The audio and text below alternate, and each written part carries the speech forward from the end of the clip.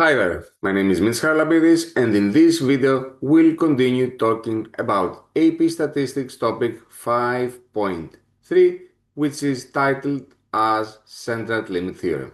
If you follow my series on the AP Statistics, you have already seen that in the previous video we talked about sampling distributions, what they are and how we create them. Now we'll move on one of the most powerful results in statistics, that is the Central Limit Theorem, or as it is known, CLT. This theorem explains why sampling distributions behave so nicely and why normal distributions appear so often in statistics. Let's begin with the original statement.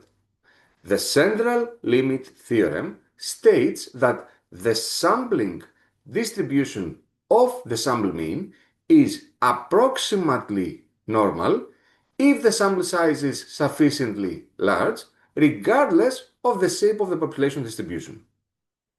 Let's try to break it down in simpler words.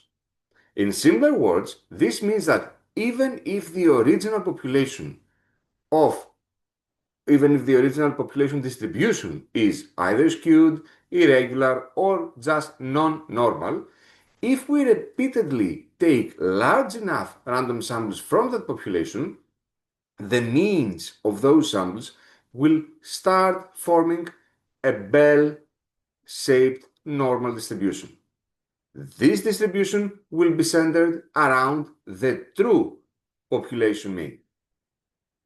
Okay, now we have an idea of what CLT actually is. When does it apply, however? We have two different cases. First, for sample means. If the population distribution is already normal, then the sampling distribution of the sample mean is normal for any sample size, even if the sample size is small. However, if the original population distribution is not normal, the sample distribution of the sample mean becomes approximately normal when the sample size is sufficiently large. And by that, we have developed a common rule of thumb that says that this applies when the sample size is at least 30. So when we work with at least 30 individuals from the population on each sample. However, you should know that the more skewed the population distribution is, the larger the sample size required for the sample distribution of the mean to start appearing approximately normal. That was for sample means. Now let's move to sample proportions.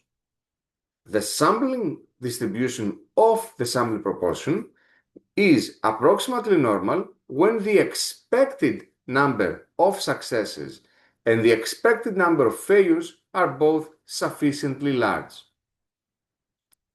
In practice, this condition is checked using two inequalities.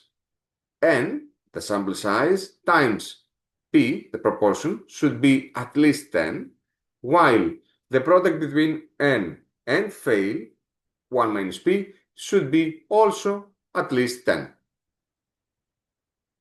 Let's keep a huge reminder. Let's see it as an important warning. The Central Limit Theorem applies to the distribution of sample means or sample proportions. It does not apply, once again, it does not apply to the distribution of individual data in a sample. With that said, a common incorrect statement is the following. The sample distribution is normal because n is greater than 30. No, that's not it. The correct statement should be the sample distribution of the sample mean is approximately normal because n is greater than 30.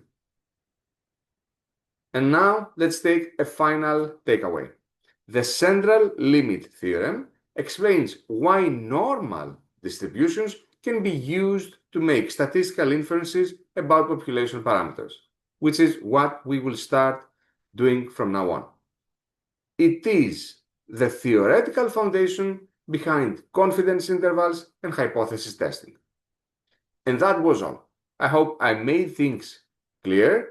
In case you still have issues, leave them below in the comment section. And don't forget, if you want more theory, more common mistakes, and more exam-style questions, the full PDF is linked on my website and in the description below.